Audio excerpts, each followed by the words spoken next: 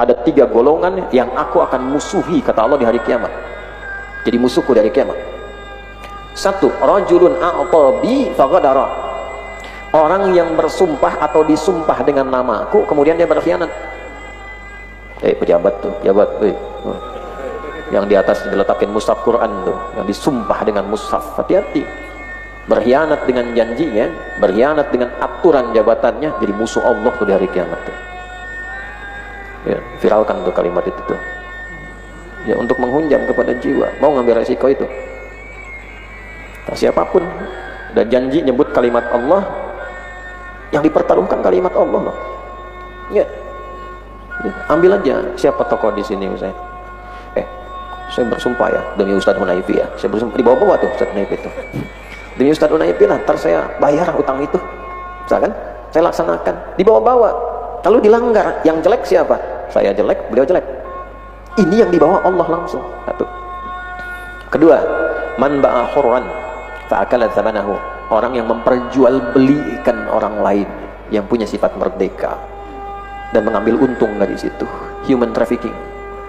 Jadi musuh Allah di hari kiamat tuh, yang jual-jual manusia. Hati-hati. Ya, makanya agen-agen penyalur juga mesti hati-hati, pelajari fikihnya dengan baik itu. Jangan sampai mendolimi orang. Ya, jasanya ditampung, ada aturannya, boleh-boleh saja, tapi jangan sampai nanti masuk ke zaliman, orang dijual, itu langsung jadi musuh Allah di hari kiamat. Yang ketiga, man istajara ajiran fastawfa bihi. Siapa yang meng-hire seseorang untuk bekerja, lalu dia menepati pekerjaannya, mengerjakan tugasnya, walam yufi thamanah, tapi orang ini tidak membayarnya, sengaja suruh kerja nggak dibayar. Itu ada di Al-Bukhari, nomor hadis 2227, dan ulama sepakat itu sahih. Nah, Syekh Albani mendhaifkannya dan tanpa alasan, dhaif. Gitu. Dalam konteks untuk meneliti nggak ada masalah, tapi setiap penelitian harus diuji. Makanya kita S1 meneliti diuji, S2 lebih dalam diuji, ada pengujinya untuk mengkomparasikan dan menguji hasil itu apakah bisa dipandang benar nggak secara konstruksi ilmu. Nah, bagaimana Imam Al-Bukhari itu bisa menetapkan hadisnya sahih, sementara di sisi lain ada yang datang kemudian hari kontemporer menyoal menjadi dhaif. Antum mau ambil yang mana? Nah, di sini kita mesti proporsional, bijak, tanpa harus menjatuhkan orang lain. Kita lihat profilnya dulu, Imam Al-Bukhari siapa? Teruji nggak hafalan hadisnya?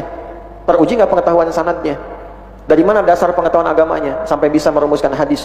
Yang setiap nulis 16 tahun loh itu, nulis di Masjidil Haram, Masjid Nabawi, setiap mau menyantumkan satu hadis, sholat dulu malam hari. Sebagian bertemu dengan Nabi. Lalu begitu yakin dengan itu, baru dituliskan.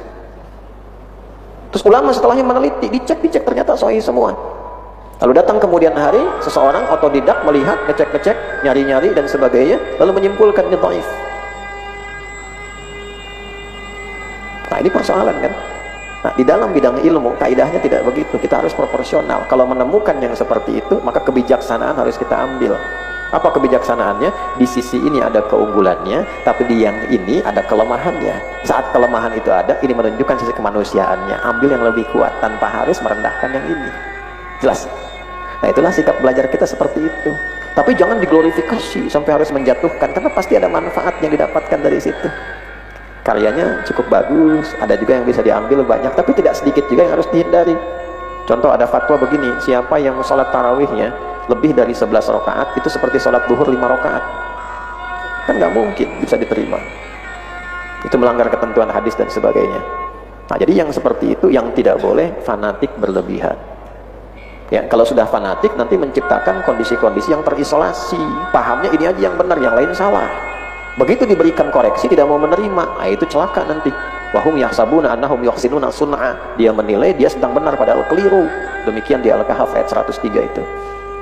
Nah, ini banyak terjadi, saya perhatikan itu seperti itu. Ya, dan sudah menjadi seakan-akan satu pedoman yang bersanad-sanadnya seperti itu atau tidak, dan terisolasi. Ya, saya cuma kasihan, tidak ada yang memberikan manfaat bagi saya dalam konteks itu. Saya tidak dirugikan, tapi kasihan, begitu keliru nanti salah. Nah, demikian pula ustadz-ustadz jangan memaksakan, kalau bukan bidangnya jangan otodidak, perjelas dulu, pahami dengan benar dulu.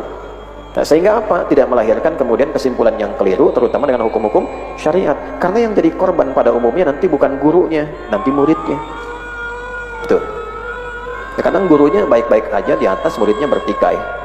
Karena gurunya ketika menyampaikan di jamaahnya khusus, yang menyampaikan sesuatu yang tidak baik, tidak maksimal, atau tidak terbuka. Jadi kalau mau ngaji hukum syariat itu buka semuanya. Ini yang tadi kayak tadi, yang kunut ini dalilnya, yang tidak kunut ini dalilnya, kejadiannya begini, silahkan jamaah pilih mau yang mana.